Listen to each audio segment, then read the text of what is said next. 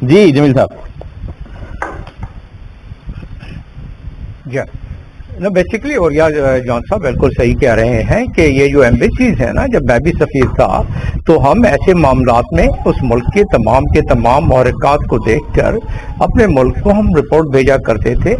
Cable کے ذریعے، جس کو ٹیلی گرام بھی کہتے ہیں اور سائفر بھی کہتے ہیں. تو اس کے ذریعے ہم ان کو اپنے ملک کو آگاہ کرتے ہیں. ہر سفیر اور خاص طور پہ اگر کوئی وزٹ پلان ہوتا ہے تو اس وزٹ کے دوران پلان ہونے کے فوراً بعد ہی، بلکہ اس سے پلان ہونے سے پہلے سفیروں سے مشورہ کیا جاتا ہے کہ کیا معاملات ہیں. ان سے مشورے کرنے کے بعد پھر وہ پلان ہوتا ہے، اور پھر دیے ہوئے حالات میں جو معروضاتی حالات ہیں، جو ماحولیاتی حالات ہیں اس وقت اس ملک کے جیسے پاکستان میں، تو اس کو مد نظر رکھتے ہوئے لمحہ بلمحہ خبر جاتی ہے اور پہنچتی ہے. تو یہ بہرحال ایک فیکٹر تو ہے، لیکن اس میں ایک فیکٹر نظر نہیں آتا، اس میں ملٹیپل فیکٹر نظر آتے ہیں کہ معاملہ کیوں پوسٹ پون ہوا، جس پر کہ میں سمجھتا ہوں کہ محترم شمشاد صاحب نے بھی تبصرہ کیا ہے اور جان صاحب نے بھی تبصرہ کیا ہے کہ ان کی اپنے معاملات اس وقت ایسے چل رہے ہیں، ان کے اپنے محرکات ایسے چل رہے ہیں. ان کے امریکہ کے ساتھ خاص طور پہ آئل کے معاملے میں جو امریکہ نے ڈکٹیشن دینے کی کوشش کی تھی اور اس میں انہوں نے وہ لچک نہیں دکھلائی سعودی عرب نے، اس کے بعد سے جو معاملات چل رہے ہیں، ایران کی جو دھمکی ہے اور جو خبر آ گئی تھی وہ معاملہ چل رہا ہے. چین کی زیادہ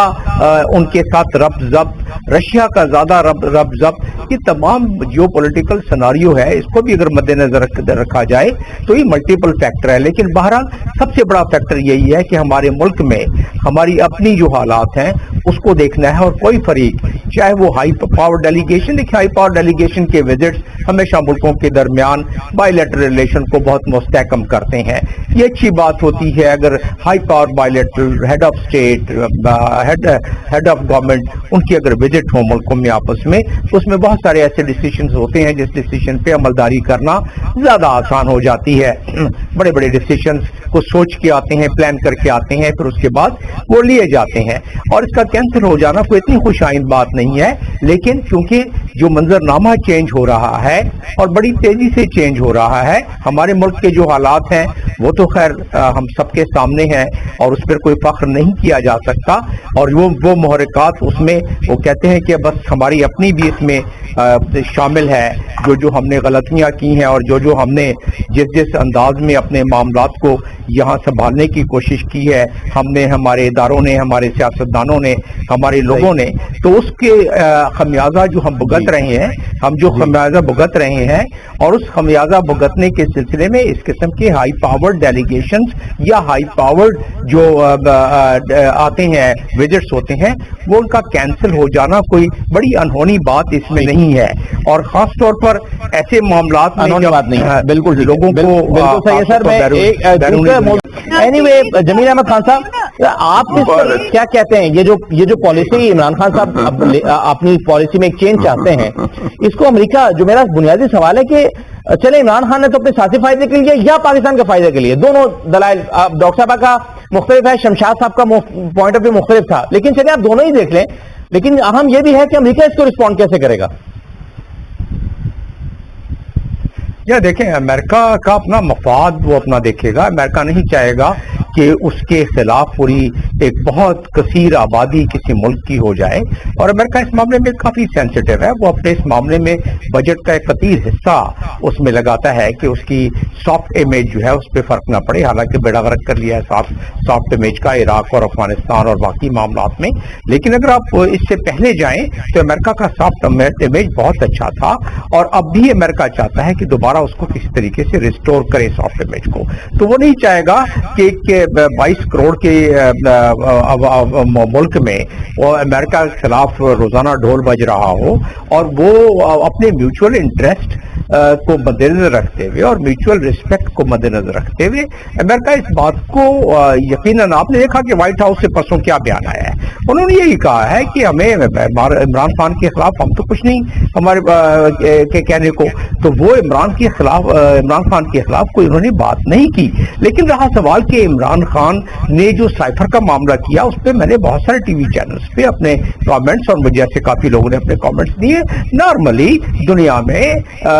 پولیٹیشنز اپنے سفارتی معاملات کو، اور خاص طور پہ ایسے جو کہ بہت ہی ایک کوڈیڈ الفاظ میں میسیجز دیے جاتے ہیں اس کے بہت سارے مضمرات اور بہت سارے نقصانات ہوتے ہیں اگر اس کو عیاں کر دیا جائے اور منظر عام پر لا کر اگر اس کو عوام کے سامنے دکھلا دیا جائے تو وہ نہ ہوتا تو بہتر تھا، لیکن اس کا ظاہر کیلکولیشن عمران خان نے ضرور کی ہوگی، اور عمران خان نے جو کیلکولیشن کی اب وقت یہ ثابت کر رہا ہے کہ ان کو اس کا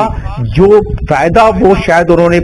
بنایا ہو منصوبہ، اس حساب سے وہ فائدہ ان کو بڑا ہو گیا، کیونکہ ان کی جو فالوئنگ اس نیریٹو پہ پڑی، یعنی کہ اس نیریٹو پہ جو پولیٹیکل کیپٹلائزیشن اور سیاسی فائدہ تو ہوا انہیں، بالکل ٹھیک ہے، سیاسی فائدہ تو انہیں ہوا، لیکن کیا پاکستان کا طور پر فائدہ ہوا؟ اس میں بھی ایک ڈیبیٹ ہے،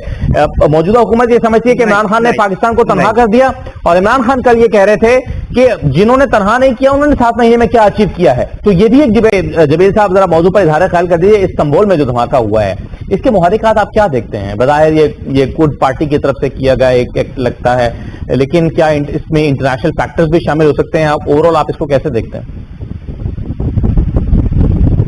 جی ہاں، میں جو اردگان کی ایک اپنا طرز ہے حکمرانی کا، جس میں اپنے قوم کو انہوں نے یقیناً یکجا کیا ہے اور قوم کو ایک عزت اور ایک وقار میں ان کے اضافہ کیا ہے، تو ظاہر ہے اس سے تمام کے تمام ویسٹ اس سے خوش تو نہیں ہے، اور کرد کا ایک معاملہ تو بہت پرانا اور بڑا دیرینہ معاملہ ہے، اس کو میں آگے بڑھاتا ہوں، لیکن یہ آپ نے جو آئل کی رشیا سے بات کی ہے اس میں قانونی نقطہ تھوڑا سا میں بیان کر دوں کہ ٹریجری ڈپارٹمنٹ کا ایک ایکٹ ہے جو تقریباً 60-70 صفحوں کا ایکٹ ہے، اور اس میں بہت سارے سیکشن ہیں، اور اس میں ایک سیکشن یہ بھی ہے کہ اگر کوئی ملک کسی ایسے ملک سے تیل خریدے گا جس پہ کہ سینکشن لگی ہوئی ہے یو ایس کی، تو یو ایس حق بجانب ہوگا کہ اس خریدنے والے یا ترسیل کرنے والے ملک پر بھی سینکشن لگا سکے۔ یہی مسئلہ ہمیں ایران سے جو پائپ لائن بنا رہے تھے اس کا تھا، یہی مسئلہ ہمارا اب تک جو نارتھ اسٹریم پائپ لائن ہماری جو رشیا کے ساتھ ہے اس کا ہے، تو اس میں محرکات دوسرے بھی ہیں، لیکن بہرحال ناٹ اگر کوئی ویسے اورلی ملی ہے تو دوسری جگہ۔ میں آ جاتا ہوں واپس دوبارہ آپ کے استنبول کے دھماکے پر، تو وہاں یقیناً آپ اس کو خارج الامکان نہیں کہہ سکتے کہ وہاں جو کرد ہے ان کی پہلے بھی وہ بہت سارے آپریشنز کرتے رہے ہیں، اور اس آپریشن میں اگر ان کا کوئی ہاتھ ہو تو وہ بالکل، اور اس میں یقیناً جو دوسرے ممالک اس چیز سے کہتے ہیں وہ اپنے خفیہ طریقے سے جو لوگوں کو بڑھاوا دے رہے ہوتے ہیں، ہمارے ملک میں بھی ایسا ہی ہے نا، ہمارے ملک میں بھی باہر کے ملک خاص طور پہ امریکہ کوشش کرتا ہے کہ اپنے ایسے عوامل پیدا کرے، ایسے ایجنٹس پیدا کرے جو اس کے لیے کام کر سکیں، تو ایسے اور تحقیقات مختلف زاویوں سے ہو بھی رہی ہیں، اور شاید اس سے ہٹ کر بھی مختلف زاویے جو ہیں وہ اس کو دیکھا جا سکتا ہے۔ اس واقعے کو استنبول میں بہرحال یہ بہت ہی افسوسناک واقعہ تھا، تقسیم اسکوائر پر ہوا۔ بہت شکریہ